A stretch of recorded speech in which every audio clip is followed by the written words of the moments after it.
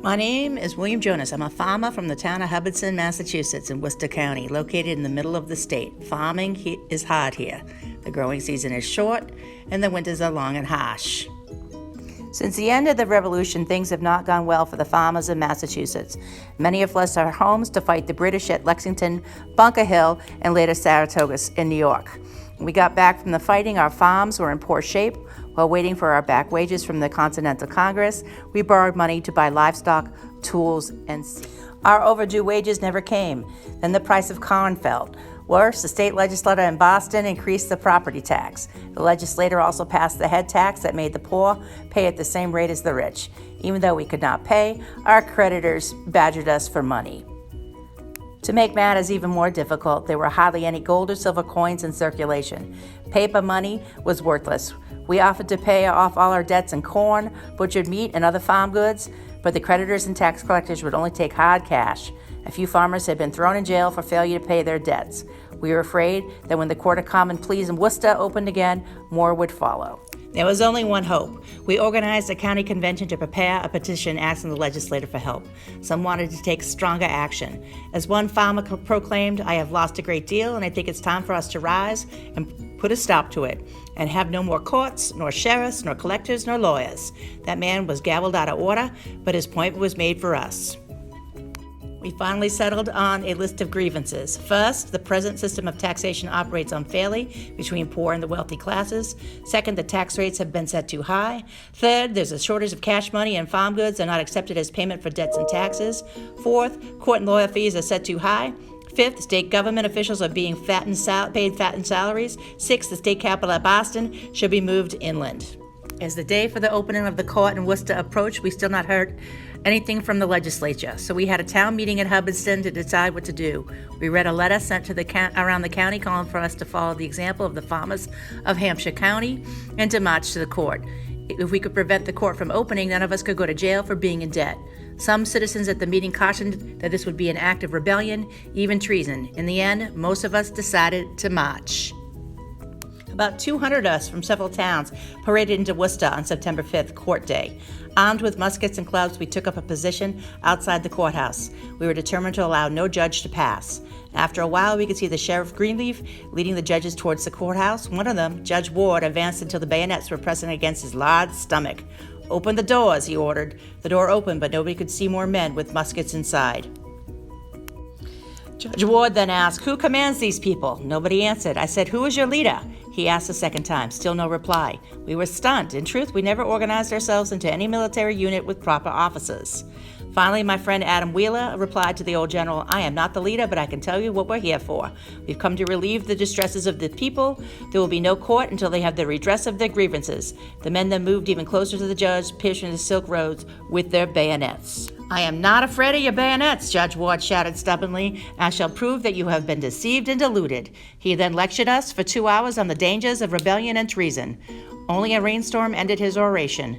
His final words to us were, "May the sun never shine on rebellion in Massachusetts." Judge Ward adjourned the court session to November 21st. We all went home.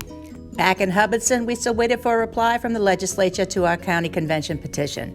At last, in October, we heard from the state legislature. It finally passed a law that allowed our farm goods as payment for taxes, but the representatives in Boston addressed none of our other grievances. Instead, the legislature and Governor Bowdoin passed the Riot Act. They also authorized sheriffs to put those who marched against the court into jail without charge.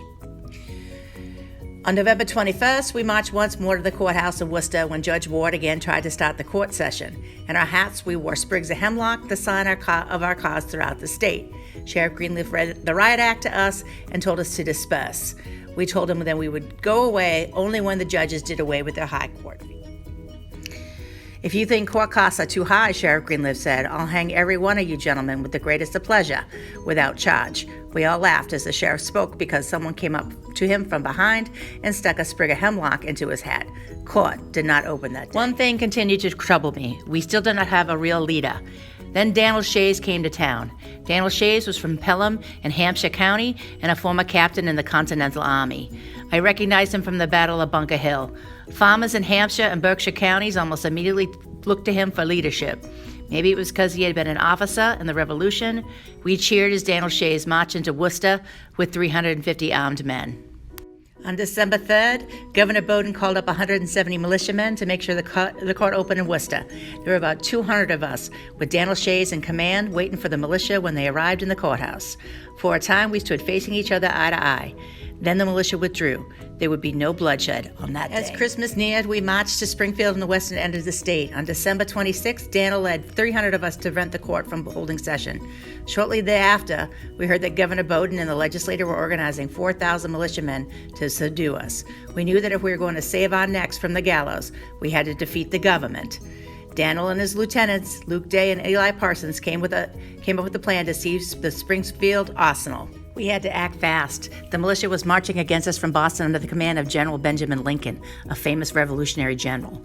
On January 25th, I was with Daniel Shays. When we got near the arsenal, we found it already defended by about 900 Hampshire County militiamen.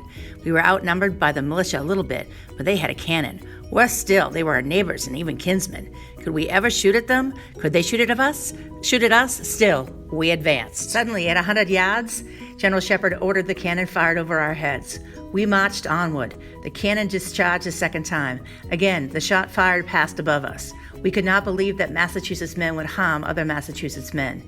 Then the unthinkable happened. The cannon let loose a third time and blasted directly into our center ranks. Murder, murder, cried several of our men. Through the smoke, we could see 1, 2, 3 of our friends cut down and another dying in the snow. Disbelief, always confusion as we ran for our lives. For me, the rebellion was over.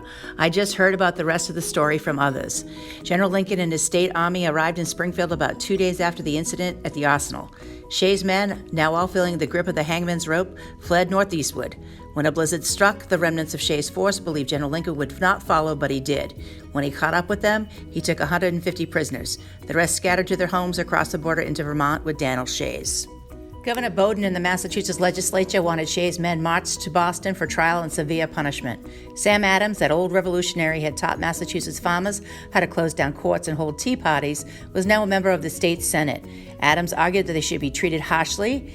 In monarchy, the crime of treason may admit of being pardoned or lightly punished, he allowed, but the man who does rebel against the laws of a republic ought to suffer death.